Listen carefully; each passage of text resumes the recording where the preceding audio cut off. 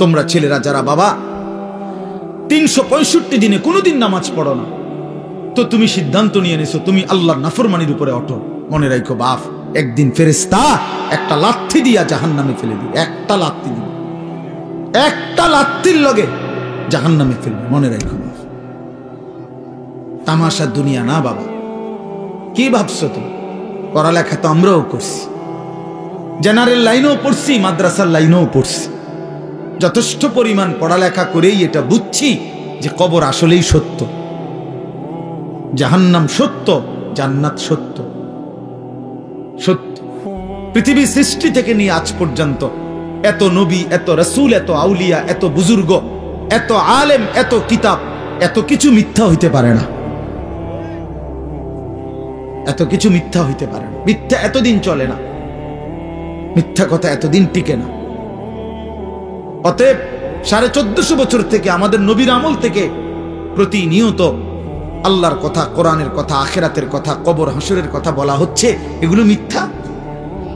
তাহলে তাহলে কেন ভুলে গেলাম আল্লাহকে? এজন্য আমরা যদি সিদ্ধান্ত নেই যে আমরা আমাদের জীবন গঠন করব, আমি আল্লাহর দ্বীনের উপরে চলবো, তাহলে সম্ভব। সম্ভব কিনা বলেন? এই জন্য আন্তরিক হইতে হয়। এই কথাটা বুঝাইলাম, মনোযোগী হইতে হয়। আন্তরিকতা না দেখাইলে, মনোযোগ না দিলে, আপনি বিষয়টা দিলে উপলব্ধি করতে হবে যে আসলে আমার আল্লাহকে মানা দরকার, আমার রাসূল সাল্লাল্লাহু আলাইহি সাল্লামকে আমার মানা দরকার। আমার কবর আছে, আমার কবর হবেই হবে। আমার লগে সবাই না মরুক, আমি মরে যাব। আমার লগে সবাই একই সাথে মরে যাইতে হবে, এটা কোনো জরুরি না। জরুরি কথা বলেন না কেন? এটা জরুরি বিষয়। আমরা সবাই একই দিনে মরতে হইব, তাহলে আমি তো মরে যাব, আমি তো মরেই যাব। হাসলেও মরে যাব, কাঁদলেও মরে যাব, সুখে থাকলেও মৃত্যু, দুঃখে থাকলেও মৃত্যু, অট্টালিকায় থাকলেও মৃত্যু, কুড়ে ঘরে থাকলেও কি মৃত্যু।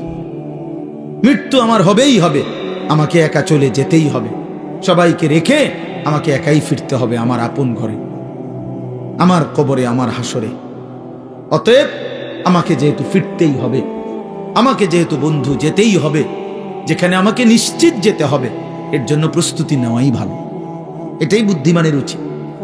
আজ যদি এমন হইতো কোনো না কোনো কৌশলে আমি মৃত্যু থেকে বাঁচতে পারলাম, বা কেউ কেউ বাঁচছে, তাইলে তো ঠিক ছিল, আমি সেই লাইনে চেষ্টা করতাম। কিন্তু সেটা কোথায়?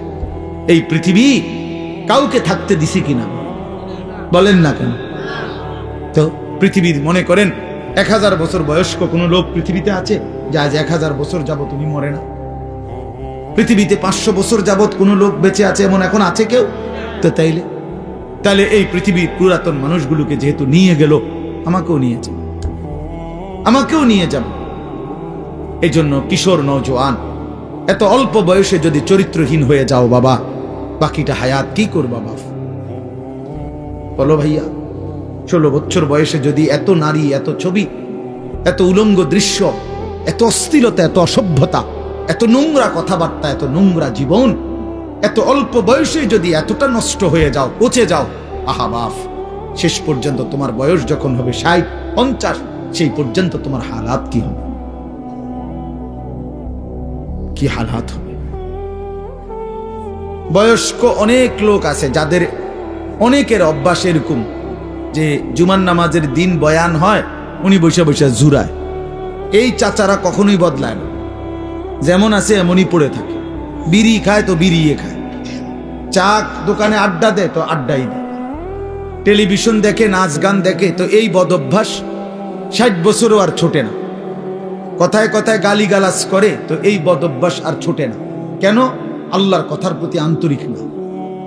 নয়তো 30 বছর জুমার বয়ান শুনবার পরে একটা মানুষ তো পরিবর্তন হওয়ার কথা। 40 বছর, একটা বছরে 52 সপ্তাহ, খেয়াল করে দেখেন যে 52 সপ্তাহ এক বছরে মোট, প্রতি মাসে 4টা সপ্তাহ, তাহলে 4 12 48, আর 4টা মাস প্রতি বছর, আর অতিরিক্ত একটা জুমা আছে, 5টা জুমা, তাহলে 48 আর 4 কত? 52 জুমা। তাহলে 52 জুমা আপনার মহল্লায় আল্লাহর কথা হয়, কোরআনের কথা হয়, আপনার কি কোনো পরিবর্তন হওয়ার কথা না? 30 বছরে এবারে 52 দিয়ে পূরণ দেন, কতগুলো বয়ান হলো? তো এরপরেও যদি একটা মানুষের স্বাভাবিক কিছু বদভ্যাস না ছোটে, তা আপনি কি শুনলেন, কি বুঝলেন, কি বুঝলেন? 30 বছরও আপনি এটা বুঝছেন না যে বিড়ি সিগারেট খাওয়া একজন মুসলমানের জন্য উচিত না। এটা আপনি তোলে আর বুঝবেন কখন? আপনি বুঝি 50 বছরও বুঝলেন না যে গালিগালাজ করা মুখ দিয়া এটা গুনাহ, এটা আপনি বুঝছেন না। এটা আপনি কি বুঝলেন চাচা? বলেন, ইনসাফ কি বলে? 50 বছরও আপনি বুঝলেন না যে চা দোকানে এই যে নাচ গান নর্তকীর ছবি নাটক সিনেমা চলে টেলিভিশনে, এটা দেখা যে গুনাহ হারাম, এটা আপনি বুঝলেন না। তো আপনি কি ওয়াজ শুনলেন?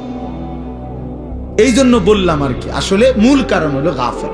হয় বইয়া বইয়া পান খায়, জুরায়, জিমায়, এই সদবদ, অথবা আমলের আগেই ফেলে দেয়। বলে তো কথা তো হুননি, হুজুররা তো কয় বালার লাগে, কয় কথা তো ঠিকই কয়, মানলে তো ভালো আসিল, পারিদ না, বা এটা কইয়ে উড়াই দিল আর কি, মানে এটাকে ফেলে দিল আর কি।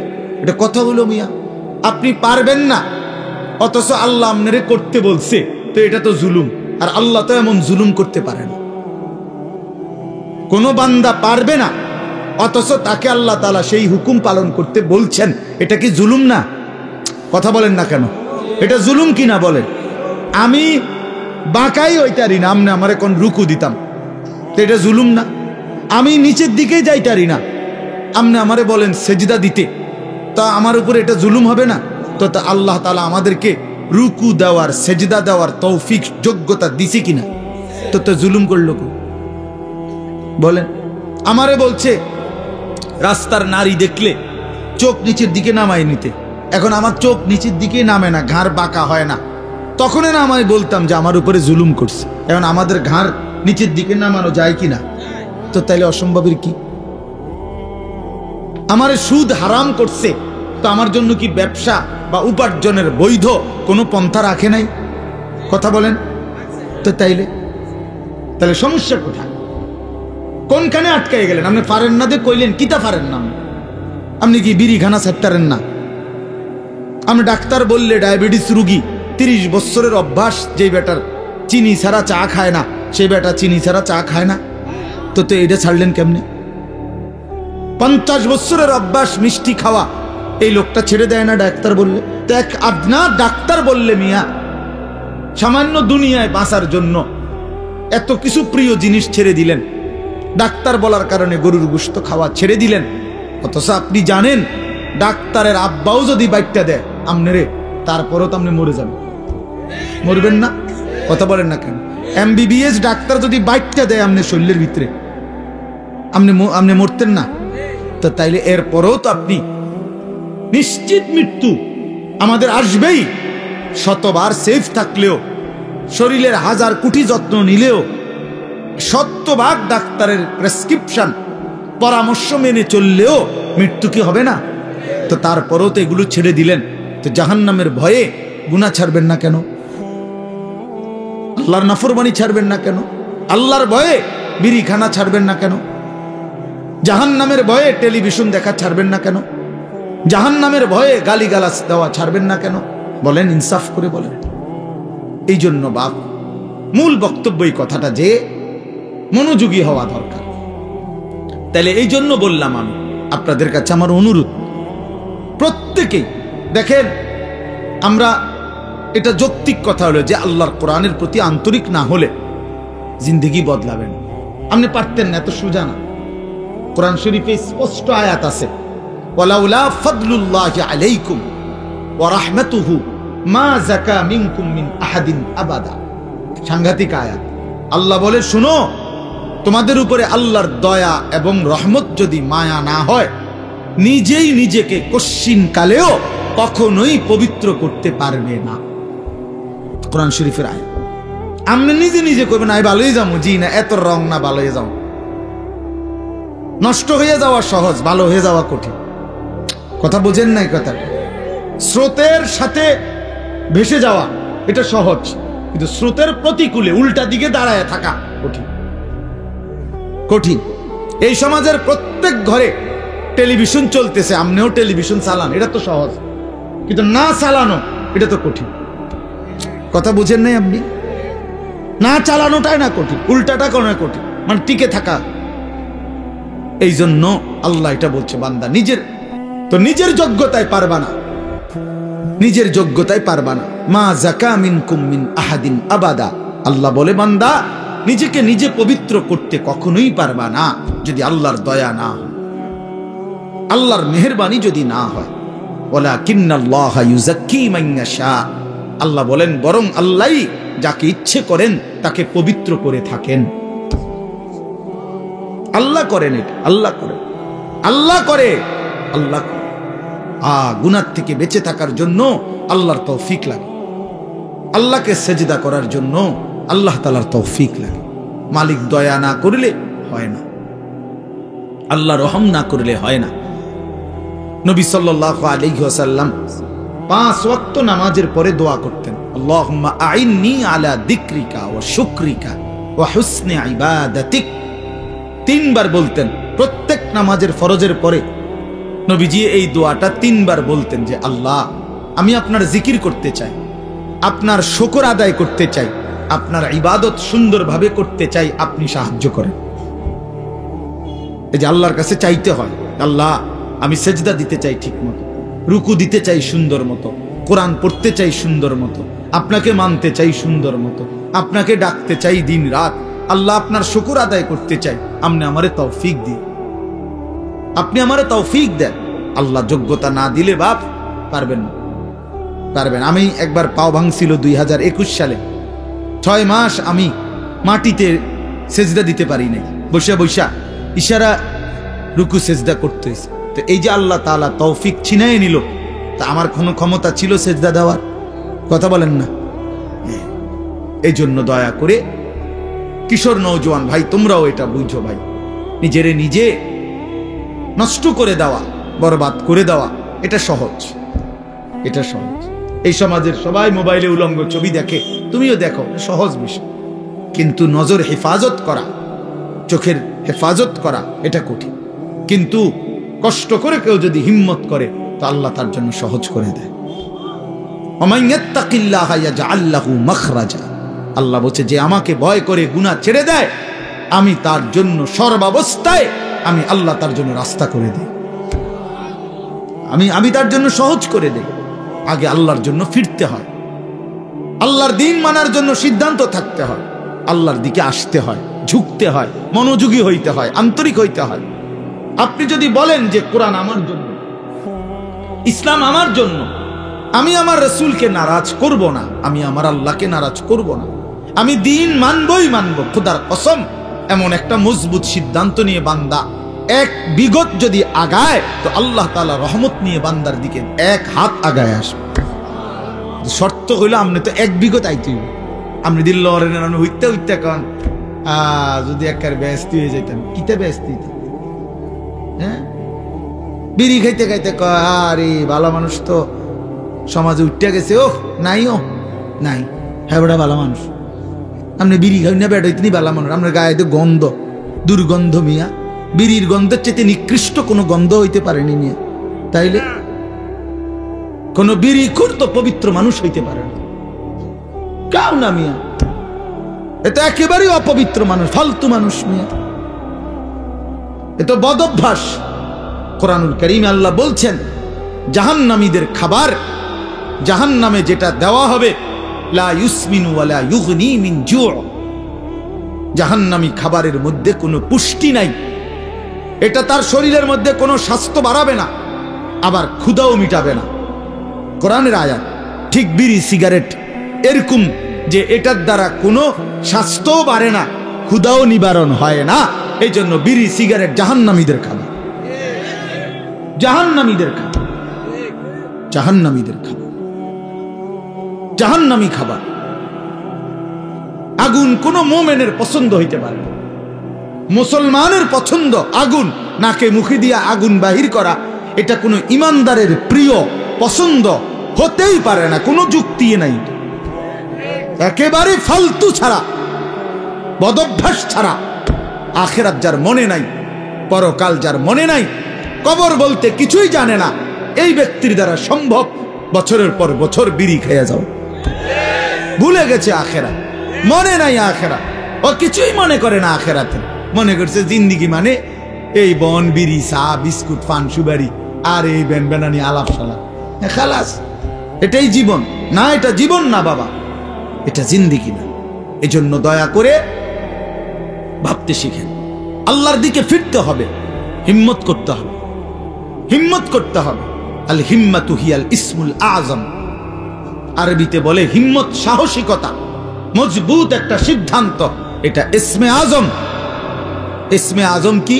কতগুলো দোয়া আছে হাদিসে, নবীজি সাল্লাল্লাহু আলাইহি সাল্লাম বলেন এগুলো যদি কেউ পড়ে, যা চায় আল্লাহর কাছে আল্লাহ তাই দিয়ে দেয়। এর মধ্যে দোয়া ইউনুস একটা ইসমে আজম, লা ইলাহা ইল্লা আনতা সুবহানাকা ইন্নী কুনতু মিনাজ জালিমিন। আল্লাহর নবী বলছেন এই দোয়া বারবার বারবার যে পড়তে থাকে আর কোনো কিছু আল্লাহর কাছে চায়, তো আল্লাহ তাআলা তার সেই দোয়া কবুল করেই করে।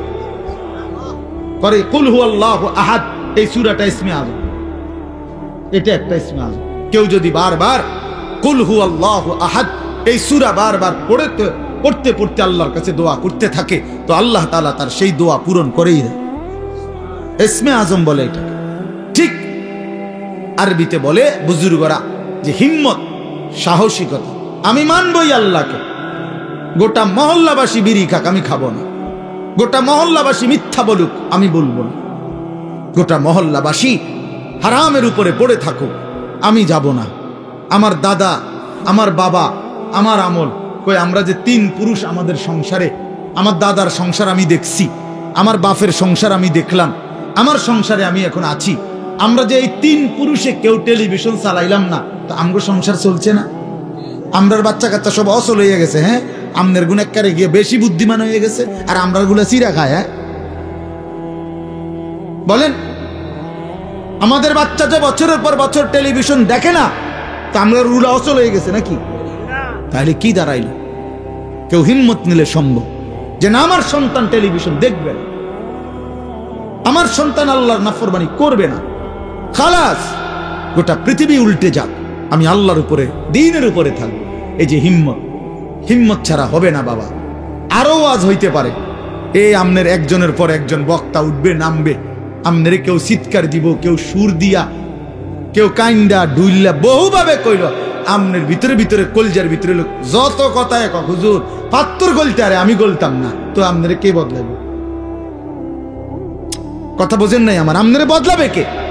আমনের সিদ্ধান্ত যে হুজুর, আহারে হুজুর, আমনের মতো দেড় বুইরা হুজুর বেড়া আব্দুল কাদের জিলানির আব্বা কইলো আমি বিড়িখানা ছাড়তাম না, তো আমনের ছুটাইবে কে?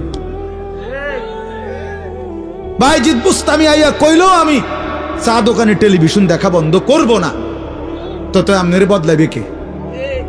আপনি তো সিদ্ধান্ত নিছেন গুনার উপরে মজবুত, আল্লাহ তো বলছে ইমানের উপরে মজবুত হইতে, নবী তো বলছে আমলের উপরে মজবুত হইতে, আর আমরা নাফরমানির উপরে মজবুত, নাফরমানির উপর।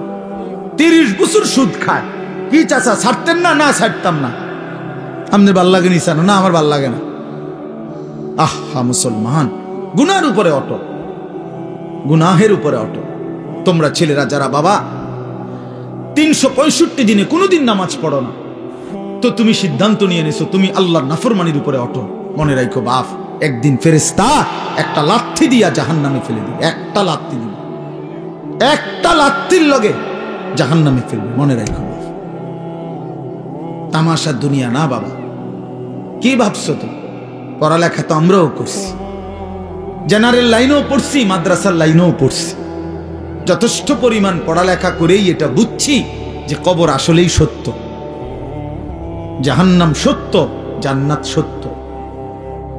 সত্য পৃথিবী সৃষ্টি থেকে নিয়ে আজ পর্যন্ত এত নবী, এত রাসূল, এত আউলিয়া, এত বুজুর্গ, এত আলেম, এত কিতাব, এত কিছু মিথ্যা হইতে পারে না, এত কিছু মিথ্যা হইতে পারে না। মিথ্যা এতদিন চলে না, মিথ্যা কথা এতদিন টিকে না। অতএব 1450 বছর থেকে আমাদের নবীর আমল থেকে প্রতিনিয়ত আল্লাহর কথা, কোরআনের কথা, আখিরাতের কথা, কবর হাসরের কথা বলা হচ্ছে, এগুলো মিথ্যা। তাহলে তাহলে কেন ভুলে গেলাম আল্লাহকে? এজন্য আমরা যদি সিদ্ধান্ত নেই যে আমরা আমাদের জীবন গঠন করব, আমি আল্লাহর দ্বীনের উপরে চলবো, তাহলে সম্ভব। সম্ভব কিনা বলেন? এই জন্য আন্তরিক হইতে হয়, এই কথাটা বুঝাইলাম। মনোযোগী হইতে হয়। আন্তরিকতা না দেখাইলে, মনোযোগ না দিলে, আপনি বিষয়টা দিলে উপলব্ধি করতে হবে যে আসলে আমার আল্লাহকে মানা দরকার, আমার রসুল সাল্লাল্লাহু আলাইহি সাল্লামকে আমার মানা দরকার। আমার কবর আছে, আমার কবর হবেই হবে। আমার লগে সবাই না মরুক, আমি মরে যাব। আমার লগে সবাই একই সাথে মরে যাইতে হবে, এটা কোনো জরুরি না। জরুরি কথা বলেন না কেন? এটা জরুরি বিষয়। আমরা সবাই একই দিনে মরতে হইব, তাহলে আমি তো মরে যাব, আমি তো মরেই যাব। হাসলেও মরে যাব, কাঁদলেও মরে যাব, সুখে থাকলেও মৃত্যু, দুঃখে থাকলেও মৃত্যু, অট্টালিকায় থাকলেও মৃত্যু, কুড়ে ঘরে থাকলেও কি মৃত্যু। মৃত্যু আমার হবেই হবে, আমাকে একা চলে যেতেই হবে, সবাইকে রেখে আমাকে একাই ফিরতে হবে আমার আপন ঘরে, আমার কবরে, আমার হাসরে। অতএব আমাকে যেহেতু ফিরতেই হবে, আমাকে যেহেতু বন্ধু যেতেই হবে, যেখানে আমাকে নিশ্চিত যেতে হবে, এর জন্য প্রস্তুতি নেওয়াই ভালো। এটাই বুদ্ধিমানের উচিত। আজ যদি এমন হইতো কোনো না কোনো কৌশলে আমি মৃত্যু থেকে বাঁচতে পারলাম, বা কেউ কেউ বাঁচছে, তাইলে তো ঠিক ছিল, আমি সেই লাইনে চেষ্টা করতাম। কিন্তু সেটা কোথায়? এই পৃথিবী কাউকে থাকতে দিছে কিনা বলেন না কেন? তো পৃথিবীর মনে করেন 1000 বছর বয়স্ক কোনো লোক পৃথিবীতে আছে যে আজ 1000 বছর যাবত উনি মরে না? পৃথিবীতে 500 বছর যাবত কোনো লোক বেঁচে আছে এমন এখন আছে কেউ? তো তাহলে এই পৃথিবীর পুরাতন মানুষগুলোকে যেহেতু নিয়ে গেল, আমাকেও নিয়ে যাবে। এই জন্য কিশোর নওজোয়ান, এত অল্প বয়সে যদি চরিত্রহীন হয়ে যাও বাবা, বাকিটা হায়াত কি করবা বাপ? বলো ভাইয়া, 16 বছর বয়সে যদি এত নারী, এত ছবি, এত উলঙ্গ দৃশ্য, এত অস্থিরতা, এত অসভ্যতা, এত নোংরা কথাবার্তা, এত নোংরা জীবন, এত অল্প বয়সে যদি এতটা নষ্ট হয়ে যাও, পচে যাও, আহা বাপ, শেষ পর্যন্ত তোমার বয়স যখন হবে 60, 50, সেই পর্যন্ত তোমার হালাত কি হবে? কি হালাত হবে? হ্যাঁ, সন্ধ্যা না হইতেই যদি বিরিয়ানিটা পচে যায়, আর সেটা যদি পরের দিন দুপুর পর্যন্ত এখানে ঘরে থাকে, কি পরিমাণ দুর্গন্ধ ছড়ায়। পচা তো গেছে গতকাল সন্ধ্যাতে। তাইলে তুমি যুবক যদি 16 বছর বয়সেই নষ্ট হয়ে যাও, 60 বছর পর্যন্ত, 40 বছর পর্যন্ত তোমার হালাত কি হবে? এত অল্প বয়সে যদি এত নারী ছবি, এত অসভ্যতা, এত নোংরামি, এটাই যদি ভালো লাগে, আহা, আফসোসের বিষয়, আফসোসের বিষয় বাপ, আফসোসের। ভাবা উচিত। ছেলেরা তোমরাও ভাইবো বাবা, এত কম বয়সে এতটা নষ্ট হয়ে যাওয়া তো উচিত ছিল না। আমাদের ছেলে পেলে, তোমরা অনেক ছেলে আছো, কোনদিন এক ওয়াক্ত নামাজ পড়ো না। আহা, মুসলমানের বাচ্চা এত নিকৃষ্ট কেমনে হইল? এত বড় জন্তু জানোয়ার, এত বড় হাইওয়ান, এত বড় কুকুর বিড়াল কেমনে হইল? কেমনে হইল? ওফ, কোরআনুল কারীমে আছে, আল্লাহ বলছে ওয়াত্তাবা হাওয়াহু ফামাসালুহু কামাসালিল কালব, মনের ইচ্ছা মতো যে চলে, তার মনে যা চায় তাই যে করে, আল্লাহ বলছে তার উদাহরণ কামাসালিল কালব, কুত্তার মতো। কিসের মতো? কালব অর্থ কি কোন? এদিকে ফিরা কোন? কুত্তার মতো। কুত্তা। ফামাসালুহু কামাসালিল কালব, আল্লাহ পাক কোরআনে বলছে, সূরা আরাফের মধ্যে আছে। আল্লাহ বলছে নিজের মনে যা চায় তাই যে চলে, সে কুত্তার মতো। ওইটা কুত্তা। তো তাহলে মানুষের আর কোনো, মুসলমান তো পরের কথা বেটা, তোর কোনো মানুষের জাত তো না, তুই তো কোনো মানুষের জাতে না বেটা, মানুষের তো কোনো কিসিমের মধ্যে পড়ে না। আল্লাহ কোরআনে বলছে ইন তাহমিল আলাইহি ইয়ালহাস আও তাতরুকহু ইয়ালহাস। আল্লাহ বলছে কুত্তার স্বভাব, তারে দৌড়ানি দিলেও জিব্বা লম্বা করে হাঁফায়, ছায়া দিলেও জিব্বা লম্বা করে হাঁফায়। দেখছেন চাচা এরকম কুকুরে দেখেন দৌড়াইতে দৌড়াইতে জিব্বা বাইর করে এমন করে, দাঁড়ানো থাকলো জিব্বা লম্বা করে এমন করে হাঁফায়। কুত্তার স্বভাব, কুকুরের স্বভাব।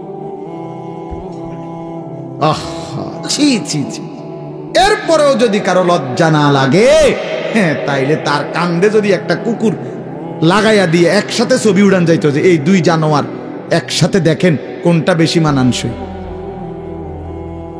হ্যাঁ হ্যাঁ, বেনামাজি আর কুকুর একসাথে করে যদি দাঁড় করাইয়া একটা সেলফি তোলা যাইতো, ছবি উঠানো যাইতো, ফেসবুকে দেওয়া যাইতো, দারুণ কমেন্টস পড়তো, দিয়া দেখো দেখো। কারণ তুমি তো কোনো মুমিনের সাথে দিতে পারবা না, তুমি কেমনে দিবা কোনো নামাজি মানুষের সাথে? আল্লাহ আমাদেরকে বুঝ দান করেন, আল্লাহ আমাদেরকে বিবেক দান করেন। আমরা মনে করাই দিলাম, আমরা প্রতিদিন মনে করাই দেই, প্রতিদিন প্রতিদিন এই এক জিন্দিগি, ঘুরাফেরা জিন্দিগি, ঘুরাফেরা জিন্দিগি, কभी आरश पर कभी फरश पर, कभी उनके दर कभी दर बदर, गमे आशिकी तेरा शुक्रिया मैं कहां कहां से गुजर गया। কোত্থেকে কই ছুটে গেলাম, ঘুরতেই থাকলাম, আল্লাহর কথা ফেরি করলাম। নজরুল হে, তার কত দাবি, এতটার ভিতরে আইতে হইব, এতক্ষণ ওয়াজ করতে হইব, এমনি কইতে হইব, আইয়া বইতে হইব, ভাত খাইতে হইব। বুঝতেন না, এখানে এখনো মাইক ধরতে দেয় না, হের দাবি দেওয়ার শেষ হয়। এই যে এখন দেখলেন না ঘোষণার পর, হে তো মহব্বতে বলে, কিন্তু আমি কিভাবে কি করতে পারি, আমি কি করতে পারি? কিছুই করার। এই মসজিদ, এই ওরা, এই মহল্লা আমার অনেক দীর্ঘদিনের আসা যায়, এত বেশি টাইম তো খুব কম জায়গায় আমি আসছি। এজন্য আল্লাহ তাআলা আপনাদের এই ভালোবাসা আমাদের সবাইকে কদর করার তৌফিক দান করে। আমরা ইনশাআল্লাহ সিদ্ধান্ত নেই আমাদের জিন্দেগি সুন্দর করব, ঠিক আছে? ইনশাআল্লাহ জীবনটা যদি সুন্দর করার ফয়সালা নেই, আখিরাতের ফিকির যদি করি, আমাদের সামনে একটা বড় সুযোগ মাহে রমজান। বলেন আলহামদুলিল্লাহ। আর মাত্র একটা মাসও নাই, একটা মাসও নাই। আজকে 5 তারিখ চলে গেছে, এই মাস 28 মাস, তাহলে 1 মার্চ সম্ভাব্য রোজা। তাইলে 28 দিন থেকে যদি 25 দিন চলেই যায়, আরে 5 দিন জায়গা, আর আছে কত? 23 দিন। তাহলে সর্বোচ্চ 23 থেকে 24 দিনের ব্যবধানে মাহে রমজান, মাহে রমজান, মাহে রমজান। অতএব বাবারা আমার, বন্ধুরা আমার, বয়স্ক বাবা, আপনাদেরও জীবনটা আরেকবার ঘুরে দাঁড়াবার, নিজের জীবনের একটা হিসাব কিতাব করার একটা সময় মাহে রমজান, মাহে রমজান। আল্লাহ তাআলা কুরআনুল কারীমে বলছেন, ওয়াল তানজুর নাফসুম মা কদ্দামাত লিগাদ। প্রত্যেকেই আলাদা আলাদা ভাবে লক্ষ্য রাখো, খেয়াল করো বান্দা, আজকের দুনিয়া থেকে আগামীকালকের আখিরাতের জন্য কি পাঠিয়েছো, আজ হিসাব করো। আল্লাহর নবী সাল্লাল্লাহু আলাইহি ওয়াসাল্লাম বলেন, আল কাইয়িসু মান দানা নাফসাহু ওয়া আমিলা লিমা বা'দাল মাউত। প্রিয় ভাই, শোনো ভাই, নবী সাল্লাল্লাহু আলাইহি সাল্লাম বলেন, বুদ্ধিমান সে যে তার নিজের হিসাব করে এবং মৃত্যু পরবর্তীর জন্য আমল করে, সে বুদ্ধিমান। কোন নাফরমানকে তো দুনিয়া থাকতে দেয় নাই বাপ, শুধু শুধু আল্লাহকে নারাজ করে কি লাভ? নামাজ ছেড়ে দিয়ে আলাদা বেনিফিট কি? সুদ খাইয়া অভাব মিটে গেছে কার? কিস্তি লইয়া প্রয়োজন শেষ হইছে কার? আমি তো জিগাইছি বহুত জনের, বহু মানুষের। আমি তো ব্যক্তিগতভাবে কত মানুষের এখন না একটু বেশি ব্যস্ত। আগে তো আমি এই রাত্রে বিরাতে চা দোকানদারের লগে বইতাম, কথা কইতাম, রাতের 1টা বাজে 1:30 বাজে মাহফিল থেকে আসার সময় কত মানুষের লগে কথা বলতাম, শুনতাম, জিগাইতাম। কই কারো তো কিস্তি চলে 4টা 6টা, অভাব তো যায় না। আজকের বাজার তো শেষ হয়ে গেছে রাত হইতে হইতে, তো কালকে তো আবার বাজার করণ লাগবে, তো প্রয়োজন শেষ হইল কই? কথা বলেন না। সোফা তো বানাইছেন ঠিক আছে, কিন্তু বছর খানিকের মাথার তো বার্নিশ উঠে গেছে, কালা কালা দেখা যায়, যে এটা তো এখন বার্নিশ করা দরকার, তো প্রয়োজন শেষ হইল কই? দরজা তো প্লাস্টিকের লাগাইছিলেন বাথরুমে, 6 মাসের মাথার তো সিটকারি ফুরিয়া গেছে, এন্দে কদ্দুর ভাঙ্গিয়া গেছে, প্রয়োজন শেষ হইল কই? বলেন বাবা, প্রয়োজন শেষ হইল কোথায়? কই? কোন প্রয়োজনটা, কোন জিনিসটা অক্ষয় হয়ে গেল? না, এমন নাই। হযরত মাওলানা তারেক জামিল সাহেব বলেন, যারা পৃথিবী বিখ্যাত দাওয়াত ও তাবলীগের অন্যতম একজন মুরব্বী, উনি বলছেন যে তুমি যদি মাটিতে ইঞ্জিনিয়ার এনা বলছে মাটি ভালো মজবুত, আপনি এখানে 10 তলা বিল্ডিং করতে পারবেন, বিল্ডিং মজবুত হবে, মাটি মজবুত, মাটির ফাইলিং করতে পারবেন, সয়েল টেস্ট রিপোর্টে মাটি ভালো আসছে মজবুত। কিন্তু উনি বলে আপনি নিজে মাটির একটাবার জিজ্ঞাসা করেন না যে তুমি মজবুত কিনা, তুমি স্থায়ী কিনা। উনি বলে আল্লাহর কসম, যদি বিবেক থাকে, কান থাকে, তাহলে মাটি আপনাকে চিৎকার করে বলবে, এই বন্ধু তুই ভরসা কইরো না আমার উপরে, আমি মাটি থাকবো না রে, আমি মাটি থাকবো না, আমি মাটি থাকবো না। ইসরাফিল ফু দিলে ইদা রাজ্জাতিল আরদু রাজ্জা, আল্লাহ বলছে জমিনের মাটি রেজা রেজা পাউডার পাউডার হয়ে ছিন্ন ভিন্ন হয়েছে। ইজাস সামাউন ফাতারাত, রব্বুল আলামিন বলে আসমান ভেঙে ভেঙে চুরচুর হয়ে পড়বে, যেন কাঁচ ভাঙতেছে। একটা 10 তলা গ্লাসওয়ালা বিল্ডিং যদি ভাঙে, সবগুলো গ্লাস কি পরিমাণ আওয়াজ হবে বলেন? কিন্তু এত বড় আসমান যদি ভেঙে পড়ে, চুরচুর করে ভাঙতে থাকে, তাইলে কি পরিমাণ আওয়াজ হবে? এজন্য রব্বুল আলামিন বলেন আল কারিয়াতু মাল কারিয়া, সেই বিকট ধ্বনি। আল্লাহ বলেন বন্ধু আপনি জানেন কি বিকট সেই ধ্বনিটা কি? সেটা কিয়ামতের ধ্বনি। এই পৃথিবীর সবচেয়ে ভয়ঙ্কর ভয়ানক আওয়াজ হবে সেদিন ইসরাফিল ফু দিবে যেদিন।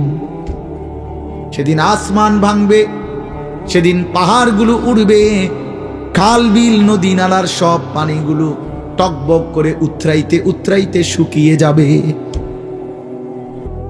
হ্যাঁ, ইযাস সামাউন ফাতারাত ওয়া ইদাল কাওয়াকিবু তাসারাত, কোটি কোটি তারকারাজি জমিনের মধ্যে খসে খসে পড়বে। আমার হযরত আল্লামা মুফতি মুশতাকুন নবী সাহেব বলে যে ভেবে দেখেন তো, আমরা এখানে নিরিবিলি এখন মনোযোগ দিয়া বসে আছি, হঠাৎ করে এই যে লাইটগুলো, এই শুধু এই লাইটটি একটা একটা করে ঠাস ঠাস করে ফাটতেছে, ভাঙতেছে মনে করেন নিজে নিজে। আচ্ছা কি পরিমাণ দৌড় শুরু হইব? হ্যাঁ, কি এর প্রধান বক্তার, কি এর বিশেষ বক্তা, কথা বলেন না কেন? হ্যাঁ, বক্তাও তো আরো শ্রোতার আগে দৌড় দিব। বক্তা কবে আমার আরেকটা মাহফিল আছে, আমি আজকে মরিয়া গেলে কালকের মাহফিল কেমন কি বলে? তো এই কয়টা লাইট ভাঙলে যদি এমন হয়, তো কোটি কোটি তারকারাজি যখন জমিনে খসে পড়বে, কায়নাতের অবস্থা কি হবে, পৃথিবীর অবস্থা কি হবে? এজন্য বন্ধু আমার বাপ, মাহে রমজান আমাদের সামনে, মহান আল্লাহ পাক রব্বুল আলামিন আমাদের সামনে কোরআনুল কারীমের আমি যে আয়াতটা পড়েছি, সূরা বাকারা 183 নম্বর আয়াত। এই সূরার 5টা আয়াত 183, 184, 185, 186, 187, এই 5টি আয়াতে আল্লাহ তাআলা সূরা বাকারায় রমজান, রোজা এবং রোজার গুরুত্ব বৈশিষ্ট্যের উপরে আল্লাহ তাআলা অত্যন্ত গুরুত্বপূর্ণ মৌলিক কথা কোরআনে বলেছেন এই 5 আয়াত।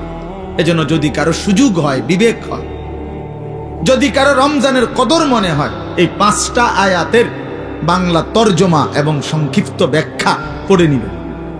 তাফসিরে মাআরিফুল কোরআন আছে অনেকের কাছে, এখান থেকে পড়লেন। তাফসিরে তাওজিহুল কোরআন আছে, কিনতে পাওয়া যায় বাংলায়, পড়ে নিয়েন।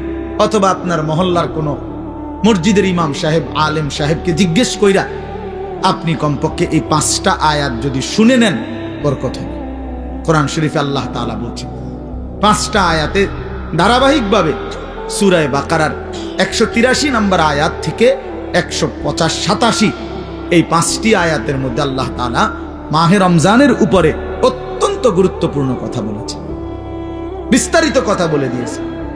আর এই সবটা কথার মধ্যে একটা আশ্চর্য কথা কোরআন শরীফের এই সূরা বাকারার একটা আজীব জিনিস শুনেন।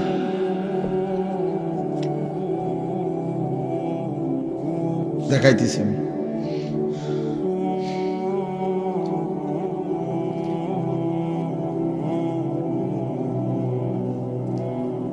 এই যে 183 নম্বর আয়াত আল্লাহ তাআলা বলছেন এই মাহে রমজান যে আমাদেরকে দিলেন রোজা কেন?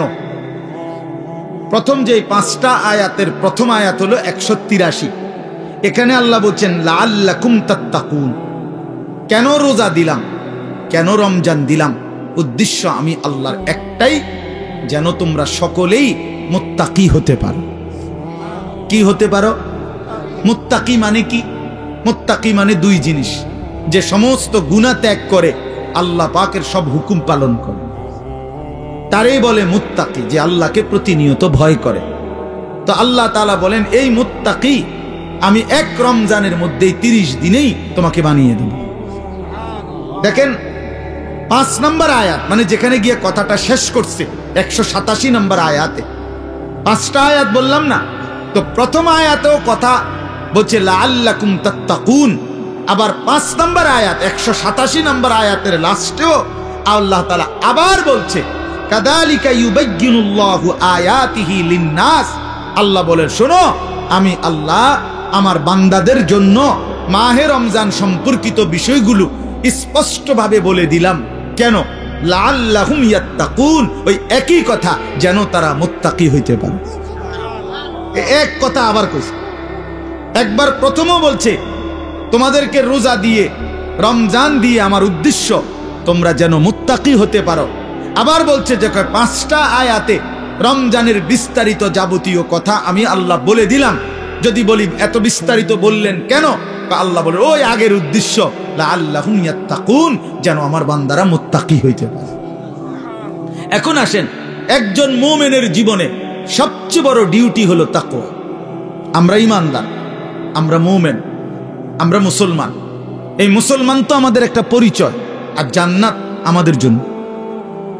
জান্নাত আল্লাহ বানাইছেন মুমিনের জন্য, জান্নাত আল্লাহ বানাইছেন মুসলমানের জন্য, জান্নাত আল্লাহ তাআলা বানাইছেন ঈমানদারের জন্য। কোন কাফের বেঈমান মুশরিক, কোন নাস্তিক মুরতাদ, আল্লাহর অবাধ্য পাপী নাফরমান পৃথিবীর সবগুলো ভালো কাজও যদি করে, ঈমান না থাকলে খোদার কসম আখিরাতে এক ঢোক পানিও মিলবে না, এক লোকমা খাবারও মিলবে না, সুখের এক বিন্দু চিহ্নও পাবে না, কোনোদিন মুখে একবারের জন্য হাসিও ফুটবে না। ঈমানবিহীন কোনো কিছুর মূল্য নেই আখিরাতে। দুনিয়া মিলতে পারে, দুনিয়া মিলা কোনো আশ্চর্য কিছু না। আমরা অনেক সময় বলি যে কাফের বেঈমানরা দুনিয়া খুব খাইতেছে, চোর ডাকাত, সিটার বাটপার, সুদখোর, ঘুষখোর, জালেম দুনিয়া খুব ভোগ করতেছে। খোদা একা তারে দুনিয়া এত দিছে, অনেকের আফসুস। তো তোমারও দিত নাকি? তুমি শোনো নাই যে আল্লাহ যে বলছে জালেমকে, নাফরমানকে, বেঈমানকে আমি দুনিয়া দিয়ে দিলাম, ওমা লাহু ফিল আখিরাতি মিন খালাক, কিন্তু আখিরাতে তার কোনো অংশ নাই। তো আপনার জন্য এটাই ফয়সালা হোক। ওম্মা তো আপনি তো দোনো তালে আছেন, কথা বুঝেন নাই কথাটা। আপনি যদি ফয়সালা নেন আখিরাত থেকে নিবে, তো এখন ছেড়ে দিতে হবে। এখন কি করতে হবে? নবী সাল্লাল্লাহু আলাইহি সাল্লামের একসাথে 9 জন বিবি ছিল। প্রথম 2 জন ইন্তেকাল করছে নবীজি থাকতেই, এই মোট 11 জন বিবি। এর মধ্যে নবীজির ইন্তেকাল পর্যন্ত জীবিত ছিলেন 9 জন একসাথে। কয়জন? এই 9 জন বিবি একদিন জীবনে একবার নবী সাল্লাল্লাহু আলাইহি সাল্লামের কাছে একটা আবদার করছিল। সবাই সম্মিলিতভাবে হযরত আয়েশা রাদিয়াল্লাহু তাআলা আনহার মাধ্যমে, নবীজির অন্যতম একজন প্রিয়তমা স্ত্রী ছিল আয়েশা, নবীজি যাকে খুব বেশি পছন্দ করতেন, ভালোবাসতেন। তো অনেক সুন্দর নাম, নিজেদের মেয়েদের নাম। রাসূলুল্লাহ সাল্লাল্লাহু আলাইহি সাল্লামের বিবি এবং মহিলা সাহাবিয়া, ওনাদের নামই রাখা উচিত।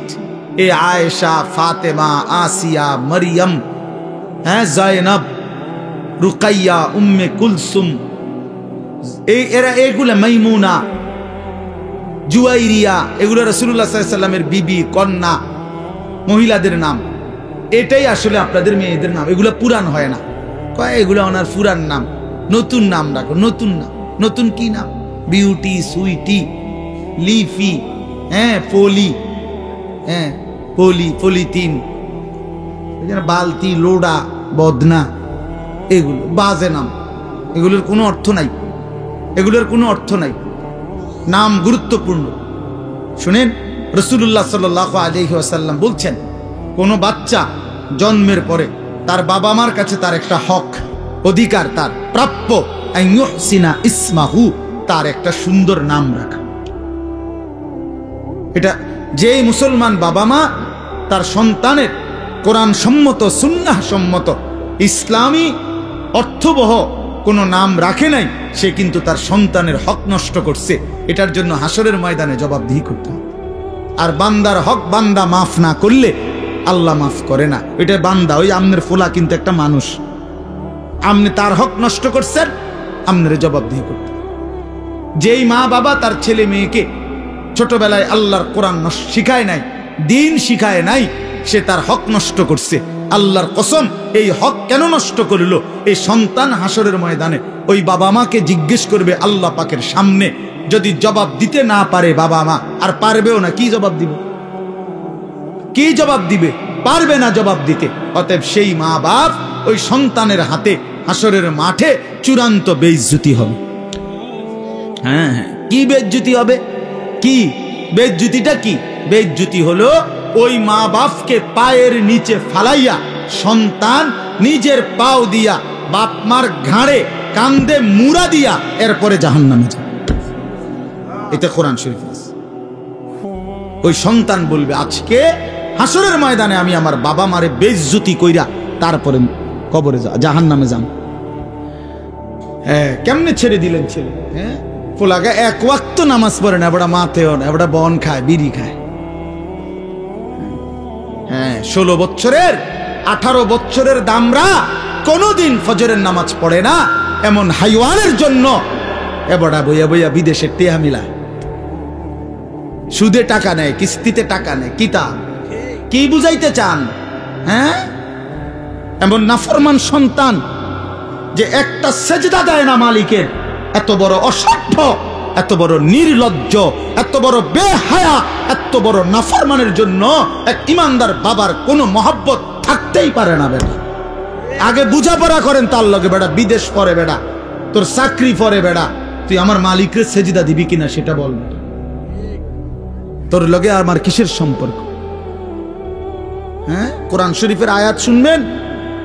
নূহ আলাইহিস সালাম যখন ওনার ছেলে, ওই বেঈমান ছেলেটার জন্য পানিতে ডুবে যাবার সময় দোয়া করছিল যে আল্লাহ, আমার সন্তান ও তো ডুবে যাচ্ছে। কোরআন শরীফে আছে, আল্লাহ পরিষ্কার বলছে, ইয়া নূহ ইন্নাহু লাইসা মিন আহলিক, হে নূহ সাবধান, আর বলবা না, এটা তোমার সন্তান নয়, এটা তোমার সন্তান নয়। ইন্নাহু আমালুন গায়রু সালিহ। আল্লাহ কোরআনে বলছে সূরা হুদের মধ্যে যে এটা বেআমল, আমালুন গায়রু সালিহ, এটা বেআমল সন্তান। আর বেআমল নাফরমান মুমিনের সন্তান হইতে পারে না। এই জন্য তোমরা মনে রাখো ছেলেরা, এই যে কয়জন আছো বেনামাজি অপদার্থ, তুমি মনে রাখো তুমি মুসলমানের বাচ্চা না। আমি বললাম, মনে রাখিস না ফরমান, তুমি কোন মুসলমানের বাচ্চা না। বলে তো আমি কার সন্তান? তুমি লাওয়ারিস, তুমি বেওয়ারিস, তোমার কোনো বাবা নাই, তোমার কোনো মা নাই। হ্যাঁ, আল্লাহ কোরআনে বলছে ফালা তাসআলনি, কি বলছেন আল্লাহ? যে সাবধান, এমন নাফরমান সন্তানের জন্য আমি আল্লাহর কাছে কিছু চেয়েও না। হাত উঠাইবে না, হাত নামাও, নামাও হাত। তাফসীরের মধ্যে আছে নূহ আলাইহিস সালাম সাথে সাথে হাত নামায় ফেলছে এবং আল্লাহর কাছে দোয়া করছে, আল্লাহ আমি খেয়াল করি নাই, আপনি আমারে মাফ করে দেন। এজন্য প্রিয় সন্তান, মনে রাখো তুমি ইমানদারের সন্তান হবা সেদিন যেদিন তোমার কপালে সেজদা হবে। বেহায়া, বেনামাজি, আল্লাহর নাফরমান, 24 ঘন্টা নারী ছবি, অশ্লীল দৃশ্য, মদের আড্ডা, জুয়ার আড্ডা, উলঙ্গ ছবির আসক্ত। আরে নাফরমান, তুমি কোনো মুসলমানের ঘরে জন্ম নাও নাই, তোমার কোনো পরিচয় নাই, তোমার কোনো আত্মমর্যাদা নাই, আত্মসম্মান নাই। এই জন্য বললাম, আল্লাহ তাআলা বলছেন, বান্দা আমার মাকসাদ তোমার আমি মুত্তাকি বানাবো, আমি তোমারে জান্নাত দেব। জান্নাত বানানোই হয়েছে মুমিনদের জন্য। কার জন্য? আখিরাত তৈরি করা হয়েছে যার মুমিনের জন্য। আমাদের জন্য জান্নাত, ঈমানদারের জন্য জান্নাত। অতএব লাআল্লাকুম তাত্তাকুন, আল্লাহ তাআলা বলেন ঈমানদার, আমি আল্লাহ তোমাদেরকে রমজানে রোজার মাধ্যমে মুত্তাকি বানাবো। আর মুত্তাকি কেন বানাবো? মুত্তাকি হলেই জান্নাতি। উইদ্দাত লিল মুত্তাকিন, আল্লাহ বলে জান্নাত বানানোই হয়েছে মুত্তাকিদের জন্য। কার জন্য? ইন্নাল মুত্তাকিনা ফি যিলালিন ওয়া উয়ুন, আল্লাহ বলে নিশ্চয়ই আমার মুত্তাকি বান্দারা জান্নাতের ছায়াতেই থাকবে, জান্নাতের ঝর্ণা ধারাতেই থাকবে। ইন্নাল মুত্তাকিনা ফি জান্নাতিন ওয়া উয়ুন, আল্লাহ বলে নিশ্চয়ই আমার মুত্তাকি বান্দারা জান্নাতেই থাকবে, ঝর্ণা বেষ্টিত হয়েই থাকবে। চারটা ঝর্ণা আমার মুত্তাকি বান্দা যখন জান্নাতে থাকবে, চারটা ঝর্ণা, চারটা নহর, চারটা নদী 24 ঘন্টা তার পাশে যে অবস্থায় থাকুক না কেন, দাঁড়িয়ে বসে শুয়ে কিংবা হাঁটতে হাঁটতে 24 ঘন্টা তার পাশ দিয়ে থাকবে। চারটা নহর, চারটা ঝর্ণা, দুধের ঝর্ণা, মধুর ঝর্ণা, মদের ঝর্ণা, পানির ঝর্ণা। দুধের নহর, মধুর নহর, মদের নহর, পানির নহর, চারটা 20 ঘন্টা। আমি এখানে আমার পাশে, আপনারা সেখানে আপনাদের পাশে। এটা তাফসিরে আছে। মানে একটা তো হইলো ওইখানে মনে করেন ট্যাপ লাগাই রাখছে 4টা। এই যে এটা দুধের ট্যাপ, ওইটা লাগাইলে মধু, ওইটা মদ, ওইটা পানি, যারে লাগবো হেনতে নিলে পাইবেন, কোনো সময় বন্ধ হবেন।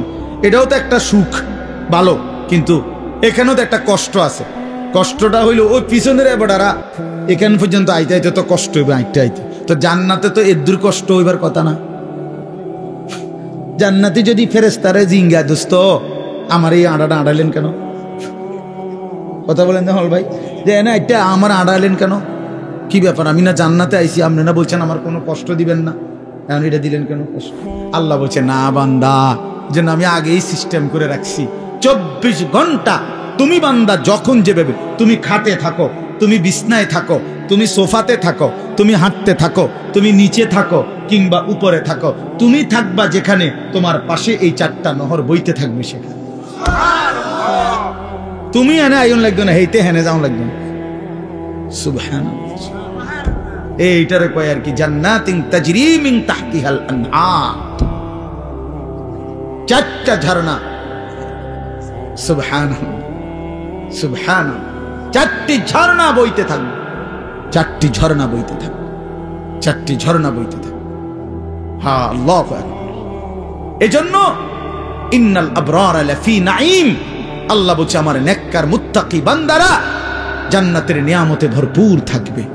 আমি সেদিন কিতাবে পড়লাম, হাসান বসরি রাহমাতুল্লাহি আলাইহি বিশ্ববিখ্যাত বুজুর্গ ছিল। এই ছেলেরা শোনো বাবা, আমি নিজে কিতাবে পড়ছি। উনি বলছেন, উনি যখনই কোনো যুবক দেখতেন, তো ওই কিতাবে লিখছে উনি যুবকদেরকে দেখলেই ডাক দিয়ে বলতেন, আমা তাশতাকুনা ইলাল হুরিল আইন, এই নওজোয়ান, জান্নাতের অসংখ্য অগণিত ডাগর ডাগর চোখ বিশিষ্ট সুন্দর সুদর্শনা সুনয়না জান্নাতি হুরের জন্য তোমার দিল চায় না? আমা তাশতাকুন, শৌক, তোমার আগ্রহ হয় না? এই নর্তকী দেখো কেন, এই উলঙ্গ ছবি দেখো কেন? এই বাপ, সিনেমার ওই নর্তকী তোমারে কি দিবে? মোবাইলের ওই নর্তকী তোমারে কি দিবে? কি সুখ দিল? কি সুখ দিল বাপ?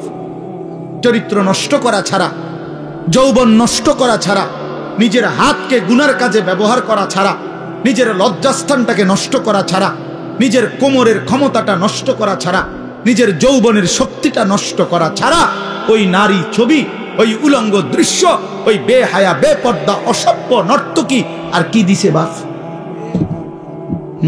আমরা তো জানি। অনেকে বেটকায়, হে বোঝে যে আমারে কয়, অসভ্য যে, অসভ্য বোঝে আমারে কয়, এই জন্য হে বোঝে যে আরে আমারই না কয়।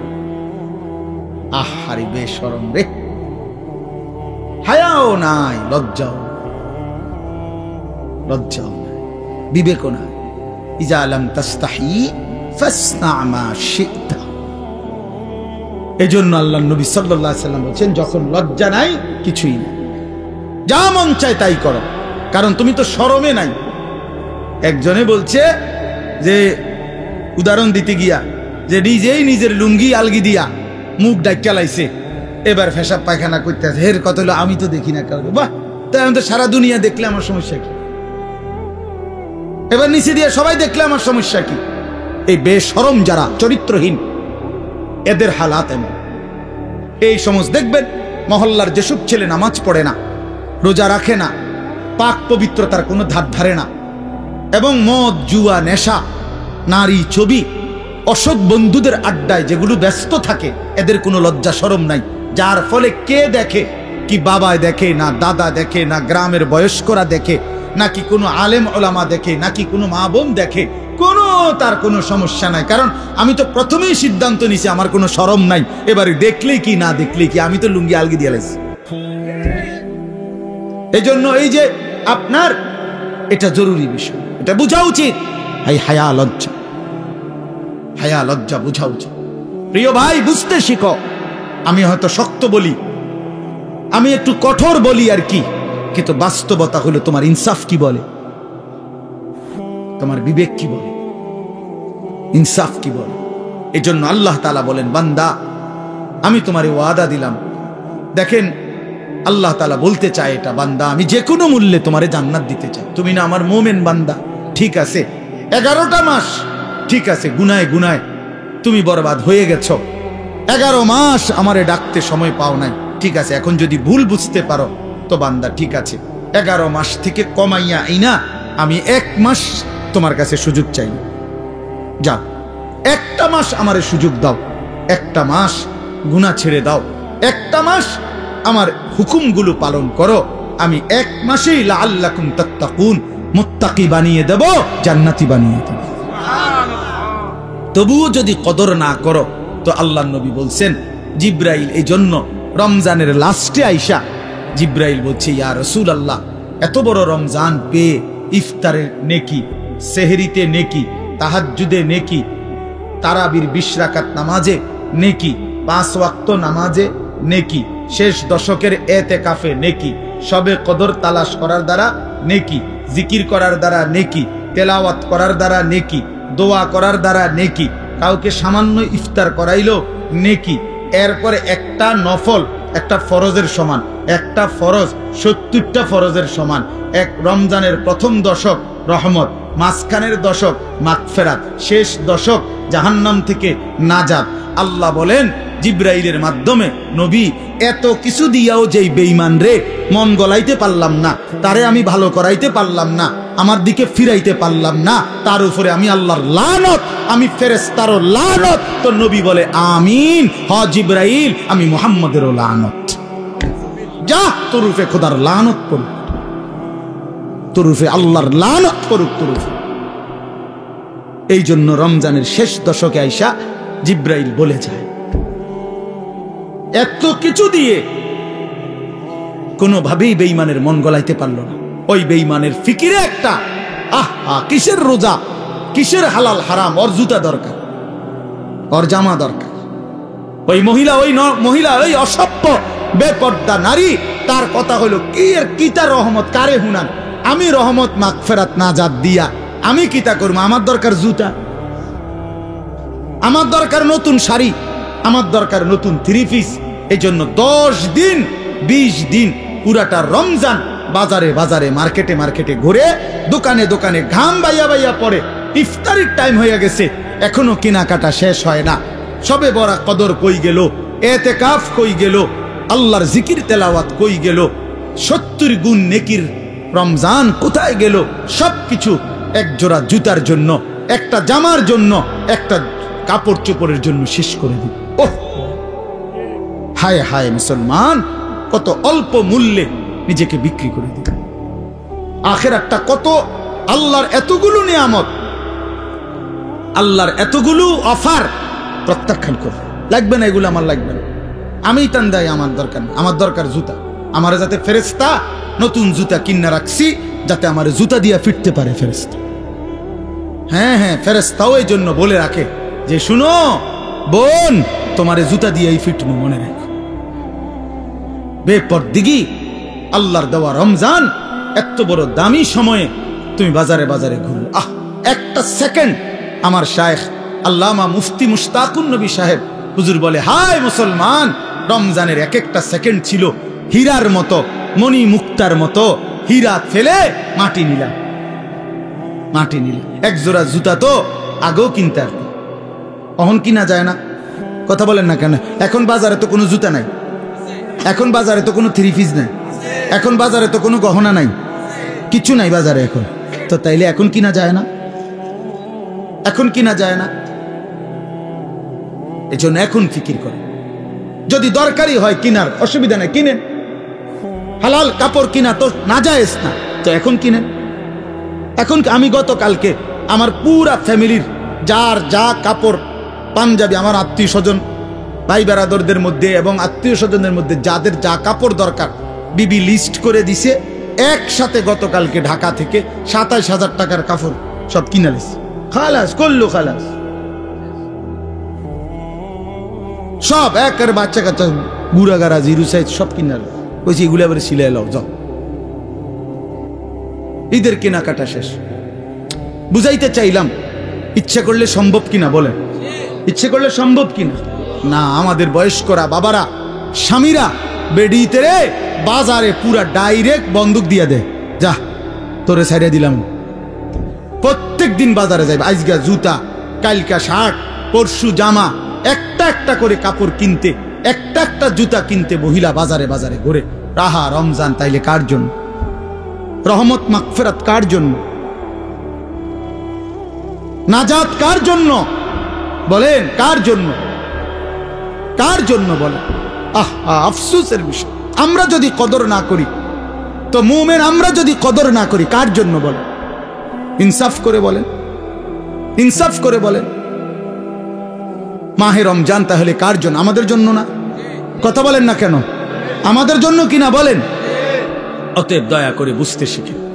আল্লাহ তাআলা বলছেন, ইয়া আইয়ুহাল্লাযীনা আমানু কুতিবা আলাইকুমুস সিয়াম কামা কুতিবা আলাল্লাযীনা মিন ক্বাবলিকুম লাআল্লাকুম তাত্তাকুন। আল্লাহ তাআলা বলেন, হে ঈমানদারগণ, তোমাদের উপরে রোজা ফরজ করা হলো যেমনটা তোমাদের পূর্ববর্তীদের উপরে ফরজ করা হয়েছিল। কেন? লাআল্লাকুম তাত্তাকুন, আমি তোমাদেরকে মুত্তাকি বানাইতে চাই, মানে জান্নাতি বানাইতে চাই। তাহলে রমজানকে কদর করলে কি মিলবে? জান্নাত মিলবে। বলেন না কি মিলবে? আবার বলেন কি মিলবে? জান্নাত। এই জন্য নওজোয়ান, কিশোর, তরুণ, বয়স্ক, বাবা সবাই মিলে সিদ্ধান্ত নেন, ইনশাআল্লাহ এবারের রমজান হোক পরিবর্তনের রমজান। বলেন ইনশাআল্লাহ, বলেন ইনশাআল্লাহ। আপনাদের কাছে অনুরোধ আমার বাবা, আমিও আপনারাও সবাই মিলে যার যেই গুনার অভ্যাস মাহে রমজানে ছেড়ে দেন। সিদ্ধান্ত নেন, এখন থেকে প্রস্তুতি নেন, এখন থেকে আল্লাহর ইবাদতে লেগে যাবেন।